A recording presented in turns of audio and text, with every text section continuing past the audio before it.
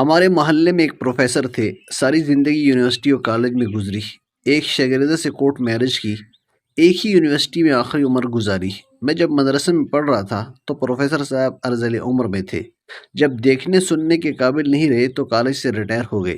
سرکاری مکان بھی واپس لینے میں سرکار نے دیر نہیں لگائی، وہ میرے محلے میں ہی آ گئے جہاں ان کے بچے ان سے الگ رہتے تھے اور ان کے بھتیجے جوائنٹ فیملی میں رہتے تھے۔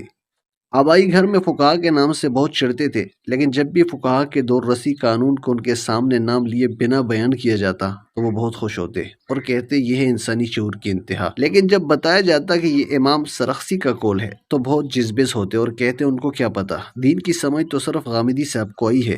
1400 سالوں میں۔ بہرحال کل میرا ایک فوتگی پر جانے کا اتفاق ہوا اور مجھے پروفیسر صاحب بہت یاد آئے۔ پروفیسر صاحب شدید ترین سردیوں میں نہ جانے رات کے کتنے بجے فوت ہوئے۔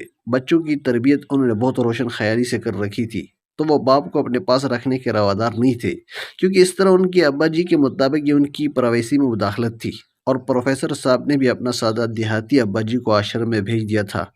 بچوں نے جو والد سے سیکھا وہی دہرایا، تو ایسے میں ان کے بھتیجوں نے ان کو اپنے ہاں رکھ لیا تھا، کیونکہ یہ بھتیجے پرانے خیالات کے مطابق تھے، وہ ماڈرن بالکل بھی نہیں تھے۔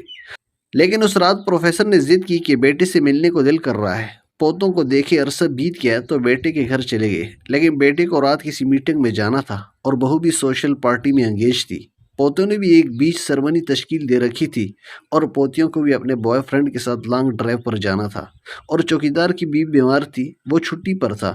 شومئی قسمت کے پروفیسر صاحب جا پہنچے تو بیٹے نے شکر کیا، تھینکس گاڈ کہا، اور چوکیدار کو کیبن کی چابی دے کر کہا، ڈیڈ ہم سب تو جا رہے ہیں، آپ یہی سو جانا، لیکن خیال رکھنا، اور ہاں وہ بیڈ روم میں ہمارا ٹونی کتا سو رہا ہے، اسے ڈسٹرب نہ کرنا، کھانسنا ذرا آرام سے۔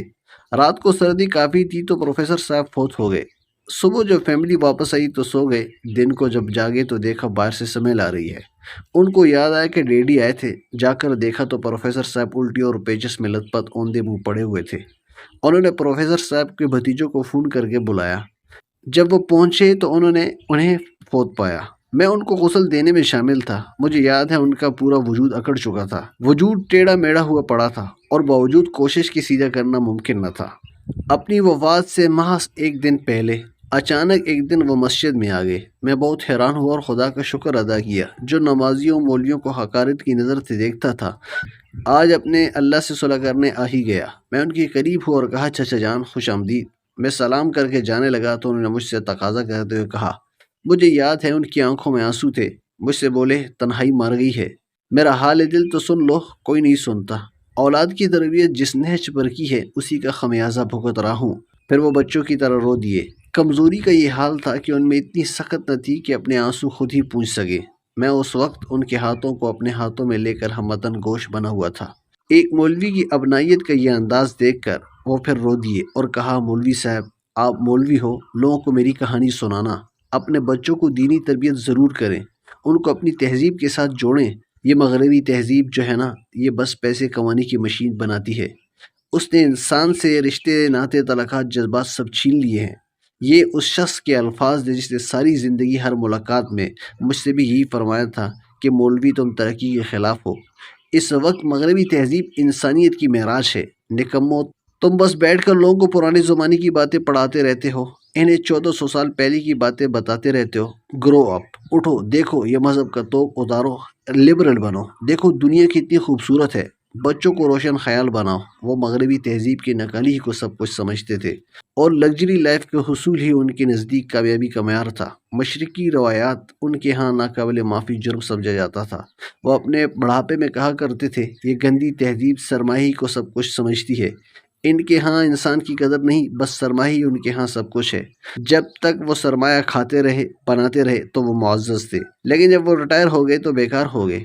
اب وہ مجھ سے کہہ رہے تھے کہ لوگوں کو 1400 سال پرانے زمانے سے جوڑو، کہ انسانیت کی معراج وہی دور تھا۔ اب تو انسان دل کا لوتھڑا نہیں، ATM مشین بن گیا ہے۔ از حد خصم و پرسی اور غربت، بے بسی، تنہائی، بیماری کی موت مرے۔ تو آرٹ کونسل میں ان کی تعزیتی ریفرنس ہوئی، ان کی یاد میں چند منٹ خاموشی کی گئی، اور چند آنٹیوں نے موم بتیاں جلائی، اور چند قلمکاروں نے ان کی موت کو انسانیت کی موت قرار دیا۔ ایک شخص جو بھوک و غربت سے لاوارث کی طرح مر گیا، اسے بعد از مرگ ایوارڈ دیے گئے۔